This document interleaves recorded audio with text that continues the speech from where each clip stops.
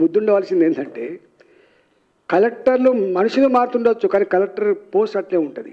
ప్రభుత్వాలు మారుతుండొచ్చు. 85 నుంచి మొదలుపెట్టి ఎన్టీ రామారావు ప్రభుత్వం నుంచి మొదలుపెట్టి ఇవాళ రేవంత్ రెడ్డి గారి ప్రభుత్వం వరకు కూడా ఉండవచ్చు. కానీ ఈ పేదల భూములు మాత్రం కాంగ్రెస్ పార్టీ వచ్చిన తర్వాత వాళ్ళ ఇల్లు కూల్చివేయబడ్డాయి. ఇవాళ మనకు అప్పుడప్పుడు వస్తూ ఉంటారు. మీరు చూసిన ఎల్బీ నగర్లో ఈ భూములన్నీ కూడా ప్రభుత్వ భూములు, పురంబోగు భూములు అని చెప్పి 30 ఏళ్ళ తర్వాత ఆనాడు కొనుక్కున్న భూములు, బాజాప్తా పర్మిషన్ తీసుకున్న భూములు, బ్యాంకు రుణాలు తీసుకొని ఇండ్లు కట్టుకున్నటువంటి ఇండ్లు 30 ఏళ్ళుగా ఉంటుంటే ఎల్బీ నగర్లో మొన్న కేసీఆర్ గారు వచ్చిన తర్వాత మునుగోడు ఎన్నికల సందర్భంగా జీవో నంబర్ 118 అని చెప్పి రెగ్యులైజ్ చేసే ప్రయత్నం చేసిందంటే ఎంత దారుణమైన సిస్టమ్ ఉందో మనకు అర్థం కావాలి. ఇక్కడ ఉప్పల్లో 40 ఏళ్ళ క్రితం కట్టుకున్నారు వాళ్ళ ఇల్లు, కాలనీలు అవన్నీ కూడా. భూములు చేతులు మారడం కాదు, ఇల్లు కూడా చేతులు మారిపోయినాయి. కట్టుకున్న వాళ్ళు అమ్ముకున్నారు, మళ్ళీ అమ్ముకున్నారు. ఇట్లా బోడుప్పల్లో ఆ భూములు ఇవాళ వక్ భూములు అని చెప్పి వాళ్ళని ఇబ్బంది పెడుతున్నారు 40 ఏళ్ళ తర్వాత. అంటే వ్యవస్థ, రాజ్యం అనేది ప్రజలకు ఏమైనా సమస్య వస్తే ఆ సమస్యను పరిష్కరించేదిగా ఉండాలి, కానీ రాజ్యమే హింస పెట్టేటువంటి దౌర్భాగ్య పరిస్థితి దాపురించింది ఆనాడు ఆ ప్రభుత్వంలో, ఈనాడు రేవంత్ రెడ్డి గారి ప్రభుత్వంలో కూడా దాపురించింది.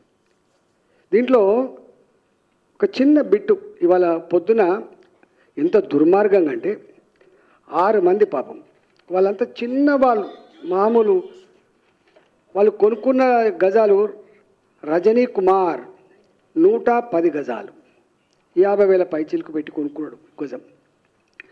అదేవిధంగా మల్లేష్ 147 గజాలు 147 యార్డ్స్. జనరల్గా అక్కడ కొనుక్కుంటోళ్ళు పైసలు ఉన్నోడు అక్కడ కొనుక్కుంటారా ఫస్ట్.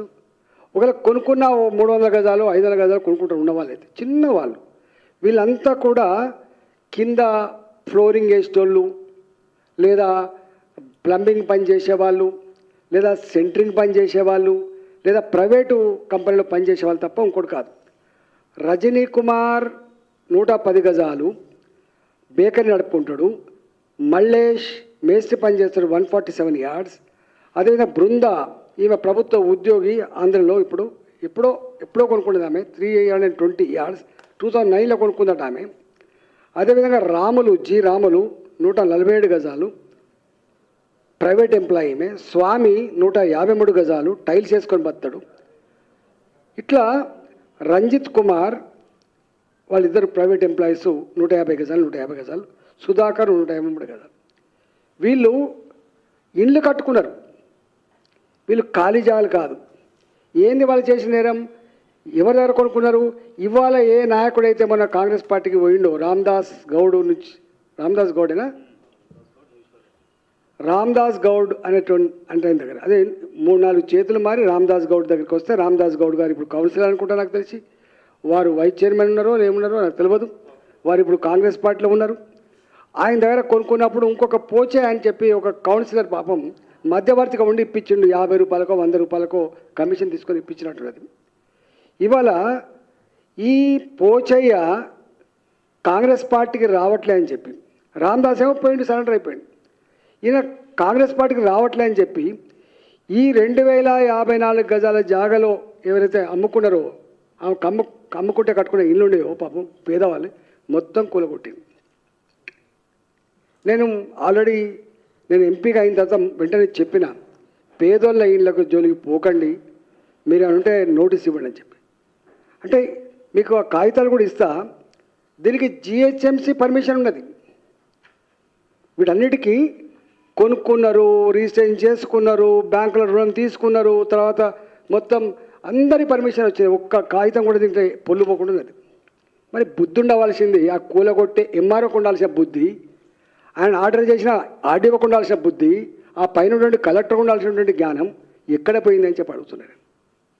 నీకు నీ పాత కలెక్టరే కదా, నీవే పొజిషన్కి అయితే వచ్చినావో, నీ ఆఫీస్ ఎవరైతే నువ్వు నడుపుకుంటున్నావో దాంట్లో ఉన్న ఇంకో కలెక్టర్ ఉన్నాడు కదా. ఇవాళ ఈ గంజా అమ్మటోళ్ళను కంట్రోల్ చేసే తెలివిలేదు వీళ్ళకు, గుడంబ అమ్మటోళ్ళకు తెలివిలేదు, దొంగలను కంట్రోల్ చేసే తెలివిలేదు, కానీ 200 మంది పోలీసులు మాత్రం పంపించారు. అంటే ఒక పాకిస్తాన్ భారతదేశ బార్డర్ల మధ్య ఇంట్లో మోరించారో ప్రజాప్రతినిధులందరూ భయభ్రాంతకు గురి చేసి, ప్రజలందరూ కూడా పోకుండా చేసి, ఏ ఇంటి యజమాని అయితే నేను ఇంట్లో ఉన్నాం మేము మనకు మా ఇల్లు కూలిపోతాం మేము చచ్చిపోతామంటే కూడా కారు తీస్తాం ఉండమంటే కూడా తీయకుండా సావాలనే మీరు అంటాడట. ఇవాళ అక్కడ ఈ ఉదయం 5 గంటలకు దొంగల్లాగా మొత్తం పోలీసు వాళ్ళను సెక్యూరిటీగా పెట్టుకొని ఎంఆర్ఓ స్వయంగా నాయకత్వం వహించి వాళ్ళు కట్టుకున్నటువంటి ఇళ్లను కూల్చేశారు. ఇది రేవంత్ రెడ్డి గారి ప్రభుత్వం పేదల పట్ల అవలంబిస్తున్న తీరిది. ఇట్లాంటి చర్యలకు పాల్పడితేనే కేసీఆర్ బొందబెట్టిండ్రు, భరించలేకపోయినారు. కాంగ్రెస్ పార్టీ కష్టపడి ఒళ్ళు వంచి అధికారం రాలే. కేసీఆర్ను ఓడగొట్టాలనే సంకల్పంతో ఈ ప్రభుత్వానికి అధికారం ఇస్తే వీళ్ళు ఒళ్ళు మర్చిపోయి కళ్ళు నెత్తికెక్కి అధికారం రాగానే అసలు ఎక్కడ పడితే అక్కనే. దీని వెనుక పెద్ద కుట్ర ఏంటంటే ఇది వాళ్ళకి తెలుసు, అక్కడ లోకల్గా ఉన్నటువంటి నాయకులకు వీళ్ళని కదిలిస్తే వీళ్ళు భయపడతారు. ఇప్పుడు అయ్యప్ప సొసైటీలో కదిలిచ్చి ఏం జరిగిందో ఇక్కడ కూడా 350 ఎకరాలు కాబట్టి, ఆల్రెడీ ఏర్పడ్డ కాలనీలు కాబట్టి, పేదోళ్ళు కాబట్టి, నోరులేనులు కాబట్టి వీళ్ళను భయభ్రాంతులకు గురి చేస్తే వీళ్ళకు డబ్బులు ఇండైరెక్ట్గా వస్తాయనేటువంటి ఆశతో ఈ పని చేసిండ్రు. నేను అడుగుతున్నా, ఇవాళ మున్సిపల్ అడ్మినిస్ట్రేషన్ కూడా ఇవాళ వారి కిందనే ఉంది. నేను నిన్న కలెక్టర్ ఫోన్ చేసిన, అయ్యా కలెక్టర్ గారు ఏమైనా ఉంటే నేను వస్తా మాట్లాడతా అంటే ఫోన్ ఎత్తాడు. డిప్యూటీ సీఎం గారు ఫోన్ చేసిన ఫోన్ ఎత్తాడు. జిల్లా ఇన్ఛార్జి మంత్రి గారు శ్రీధర్ భగవాన్ ఫోన్ చేసిన ఫోన్ ఎత్తారు. రెవెన్యూ మంత్రి గారికి ఫోన్ చేసిన చివరికి ఎత్తిండు, అయ్యో నాకు తెలియదు అంటాడు. మరి తెలియకుండానే అంటే మంత్రులకు, రెవెన్యూ మంత్రికి తెలియకుండానే 200 మంది పోలీసులు ఎట్లా పోయినట్టు, ఎట్లా కూలగొట్టినట్టు, గింత సోయి లేకుండా ఎట్లా నడుస్తున్నటువంటి భావన ఇవాళ వ్యక్తం చేస్తున్నాం. అంటే మీకు అధికారం కట్టబెట్టింది తెలంగాణ ప్రజలు ఆలోచించాలి. చాలామంది మేధావులు, ఉద్యమకారులు అన్యాయం జరిగింది అని చెప్పి ఇవాళ వీళ్ళకి సపోర్ట్ చేస్తే వీళ్ళు చేసే వాళ్ళకమేందో తెలంగాణ ప్రజలు ఆలోచించుకోమని చెప్పి కోరుతున్నాను. నేను అక్కడ ఎంపీని, పిరిజాదిగూడలో నా ఎంపీ పరిధి కింద వస్తుంది. 24 ఏళ్ళుగా మేము ఇట్లాంటి దౌర్భాగ్య పరిస్థితి ఎప్పుడు చూడలే, ఇంత నీతిమాలిన పరిస్థితి ఎప్పుడు చూడలే. ఇవాళ దీని మీద ఈ ప్రభుత్వం నాట్ ఓన్లీ దిస్, నేను ఇంతకుముందు చెప్పినటువంటి ఉప్పల్ సంబంధించినటువంటి భూములు 30 ఏళ్ళుగా 40 ఏళ్ళు కట్టుకున్న భూములకు ఇలా వక్ భూములు అనే చేత వేధిస్తున్నారు. 118 జీవో ఆల్రెడీ కేసీఆర్ ఇచ్చిన తర్వాత కూడా దాన్ని అమలు చేయకుండా అది అసలు కొండ నాలుక మందితో ఉన్న నాలుక వినట్టుగా కొనుక్కున్న భూములకు నేను పుక్కడికిచ్చిన భూములు లెక్కించిండు 118 జీవో. ఇలా సాయి ప్రియ కూడా 118 జీవో అప్లై అవుతుందని చెప్పించిండు అన్నాడు కేసీఆర్ గారి ప్రభుత్వం. ఇట్లాంటి వాటి మీద సమగ్రమైన విచారణ జరిపించాలి. మీరు ఏం మాట్లాడుతున్నారు? మాట్లాడితే మీ ధర్మం, న్యాయం, ఏం న్యాయం ఇది? పేదల మీద దండయాత్ర చేయడమే నీ న్యాయమా? పేదల ఇల్లు కూల్చడమే నీ ప్రభుత్వ కర్తవ్యమా? నీకు అధికారం కిందికే కట్టబెట్టిందా? మీరు లాంటి వాళ్ళ ఫోన్లు కూడా ఎత్తకుండా మీరు ఏం చేస్తున్నట్టు? మీరు అంతకుముందు ఆ ప్రభుత్వం చేస్తుందని చెప్పి మీరు సానుభూతి ముసలి కన్నీళ్ళు కార్చారు కదా, మీరు చేస్తున్న పని ఏంటిది? అంత బిజీ అయిపోయింది. మీరు 10 ఏళ్ళు అధికారం లేదు, ఇక అందుకున్న కాడికి దండుకోవాలంటుంటే ఆలోచన తప్ప మీకు నిజంగా ప్రజల పట్ల, ప్రజల సమస్యల పట్ల మీకు ఏమాత్రం చిత్తశుద్ధి లేడానికి నిదర్శనం. ఇది ఆరంభం మాత్రమే.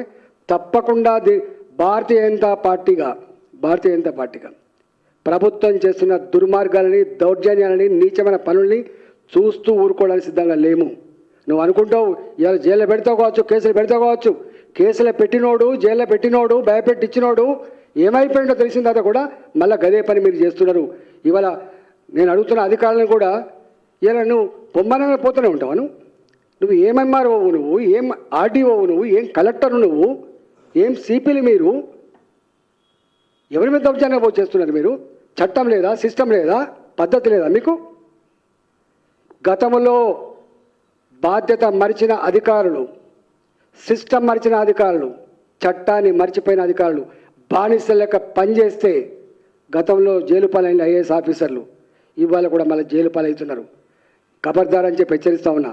ప్రభుత్వ అధికారులుగా నేను ఎవరికి వ్యతిరేకం కాదు, కానీ ప్రభుత్వ అధికారులుగా మీరు కనుక పైనుంచి ప్రెషర్ ఉంది, పైనుంచి ఆదేశాలు అని చెప్పి పేదల మీద దౌర్జన్యం చేసే ప్రయత్నం చేస్తే ఖబర్దార్ అని చెప్పి హెచ్చరిస్తా ఉన్నా.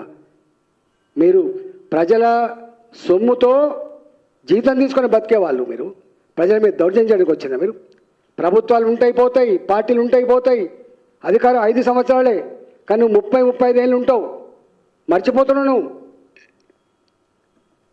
నేను దీన్ని తీవ్రంగా ఖండించడమే కాకుండా ఈ ప్రభుత్వానికి దమ్ముంటే, నిజాయితీ ఉంటే నేను చెప్పిన వాటి మీద విచారణ జరిపించాలి. ఆ పేదలకు కూలగొట్టబడ్డటువంటి ఆ ఇళ్లకు కంపెన్సేషన్ కట్టియాలి, వాళ్ళకు సారీ చెప్పాలి. ఎవడు పర్మిషన్ ఇచ్చిండో నువ్వు నిజంగా నీకు దమ్ముంటే అప్పటి కలెక్టర్ని ఫస్ట్ కేసు పెట్టు, పర్మిషన్ ఇచ్చిన జిహెచ్ఎంసీ అధికారుల మీద కేసు పెట్టు, నీ ఎంఆర్ఓ మీద కేసు పెట్టు. అమాయకుల మీద కేసులు పెడతావా? అమాయకులు భయపెట్టిస్తావా? ఎవరిచ్చారు? నిజంగానే వాటికనే కట్టుకున్నారు, ఏమి లేని కూలగొట్టినాడో అర్థం ఉంది. అన్నీ ఉండంగా మొత్తం అన్నిటికన్నీ మీకు ప్రొవైడ్ చేస్తాను. నేను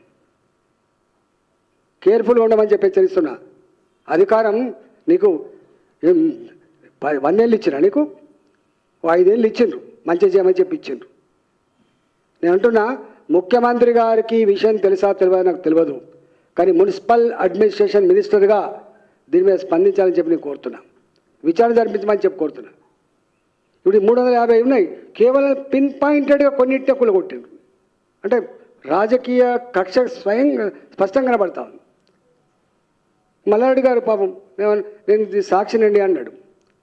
నారగోని గారు నేను సాక్షి సార్ అన్నాడు. ఆయన శశిధరెడ్డి సాక్షి. ఇక్కడ 35 ఏళ్ళుగా తొండలు గుడ్లు పెట్టని ఆనాడు ఎకరం భూమి 5,000కు 10,000 ఎకరం ఉన్నప్పుడు పోయిన బాపతల్లి ఇల్లు పర్వతాపురం. ఇవాళ రావచ్చు 50,000 గజం కావచ్చు, ఇలా కొంచెం డెవలప్ కాగానే పెరగవచ్చు. కానీ నేను ఈ అధికారుల చర్యను ఖండిస్తున్నా. బానిస లెక్క ప్రవర్తించే, బానిస లెక్క పనిచేసే అధికారులు తప్పకుండా రేపు పనిష్మెంట్ ఉండాలని గుర్తు పెట్టుకోమని చెప్పి కోరుతున్నా. నేను చట్టం ప్రకారం పనిచేయమని చెప్పి కోరుతున్నా, సిస్టమ్ ప్రకారం పనిచేయమని చెప్పి కోరుతున్నా. ప్రభుత్వం కూడా ఇవాళ దీని మీద వెంటనే విచారణ జరిపించాలి. ఎవరికైతే అన్యాయం జరిగిందో ఆ సాయి ప్రియ ఎంక్లేవ్ కావచ్చు, ఇవాళ కూలగొట్టబడ్డ ఇల్లు కావచ్చు, వాటికి న్యాయం జరగాలని చెప్పి నేను డిమాండ్ చేస్తున్నా.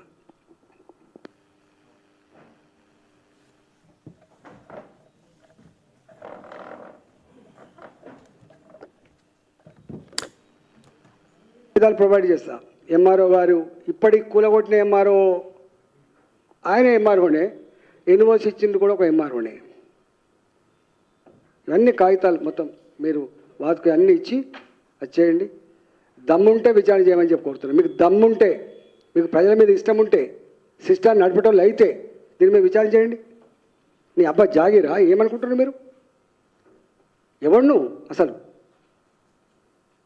అధికారం ఉందని చెప్పి ఎవరిని ఇంటి పడితే వాళ్ళు ఇల్లు కూలగొడతా అంటావా? ఎవరిని పడితే వాళ్ళని అరెస్ట్ చేస్తా అంటావా? బెదిరిస్తావా? కుటుంబాలు బతుకుతున్నది కూడా చూడవు నువ్వు. పిల్లలు కూలగొడతావా నువ్వు? భయపడితో కాంపౌండ్ వాళ్ళు కూలగొట్టాలి, ఒక గోడ కూలగొట్టాలి, ఇగో ఇది హెచ్చరిక అని చెప్పి రావాలి. పిల్లలు కూలగొట్టినండి. రెవెన్యూ అధికారులని సీరియస్గా హెచ్చరిస్తున్నా, బానిస లెక్క పనిచేయకండి. మంచిది కాదు. మీరు అనుకుంటున్నారు ఎప్పుడో ప్రజాగ్రహానికి గురికాక తప్పదని చెప్పి హెచ్చరిస్తున్నా. మీకు బీ కేర్ఫుల్.